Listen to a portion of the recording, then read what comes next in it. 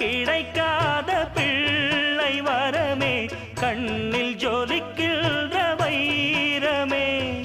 கோடி கொடுத்தாலும் உன்னை போல செல்வம் கிடைக்காது வாழ்விலே. புள்ளிமானே தூங்கும் மயிலே, என்னை மறந்தேன் நானம்மா. எந்தன் வாழ்க்கையின் அர்த்தம் சொல்ல பூக்களின் வண்ணம் கொண்டு பிறந்த மகளே என் மகளே.